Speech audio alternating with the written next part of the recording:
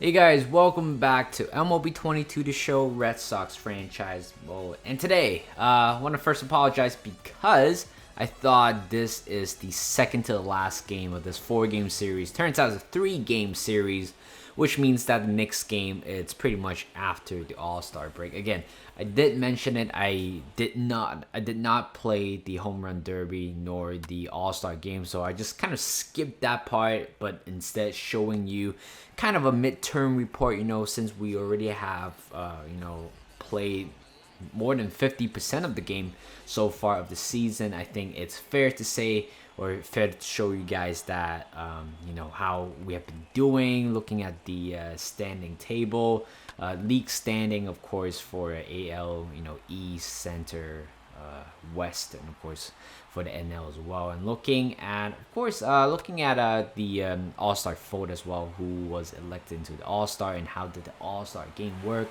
or how did the All-Star game go.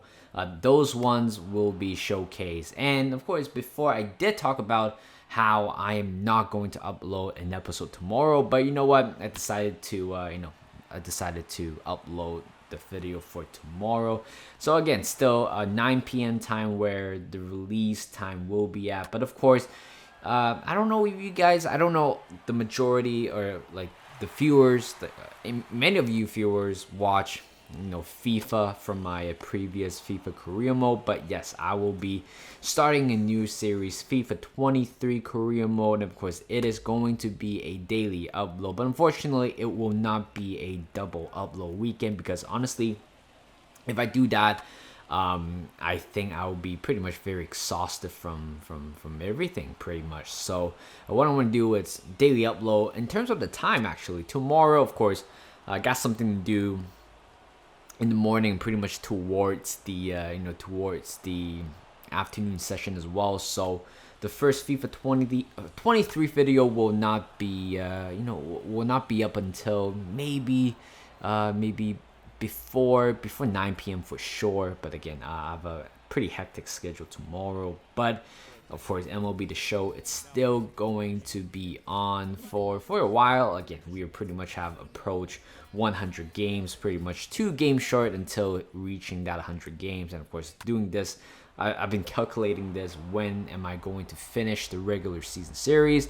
I think based on how my uploading schedule is, I think by November 18th I'll be finishing recording the regular season. I think I calculated pretty nicely. Hopefully I got it right.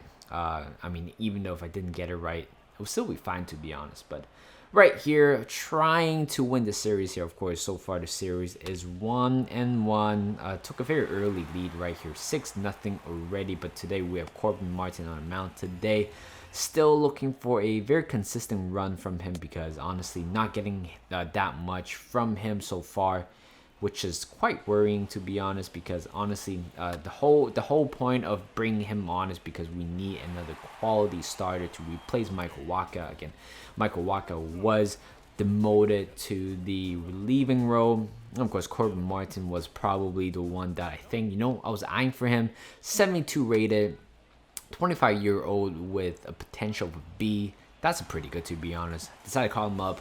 But of course, there are times where he couldn't perform, or not couldn't perform, but just not performing at all. And so far, the past few games have been quite solid. And through 7, he only allowed 1 run, which is honestly amazing. Of course, we have Sawamura on the mound today. Not quite sure if we're going to see him anymore in the Red Sox uniform. Apparently, I heard his contract is expiring this year, or by the end of this year he might be going back to Japan. Doesn't seem like he has a market here in America, but you know what, we will see. But of course, there are rumors going around where the reason why he was designated for assignment is because he was 1 game away from triggering some sort of bonus on his contract, and Chaim Bloom was trying to avoid that. Not quite sure if that was true or not true. But anyway, Tanner Houck right here, still I'm pretty sure he loves his new role right here as a reliever, as an important reliever right here. Back-to-back strikeout to start of this inning, and 1-2 count to Joey Gallo. He swung at that one,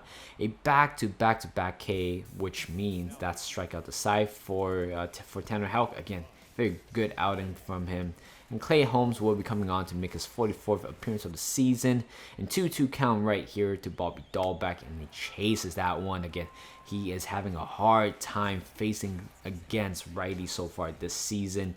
And of course, first K for Clay Holmes, and later on, Mises taps that one back to the mound right there for the third out, and we are moving on to the last half of the inning right here. Bottom of the ninth, Matt Strong will be coming on to make his 35th appearance of the season with an ERA 0.29. 0-1 count right here. We need one more out to win the series, and right here, a pop-up to center Bogaerts, and that is the end of the ball game. And so far, again, first half of the season has finally come to an end. And honestly, for a quick evaluation, I think we did fantastic, 100% for sure.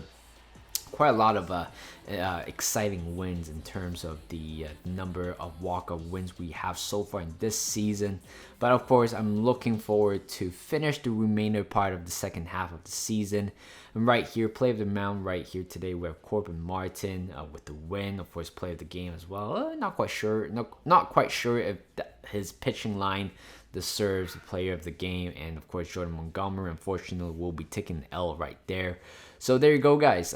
Moving on to next game will be right after the All-Star break, and moving on, of course, we're starting off a 3 game series against the Blue Jays. Again, very excited for that. Thank you guys for watching. Hope you guys enjoyed this video. Like this video, subscribe to my channel, and I'll see you guys in a bit.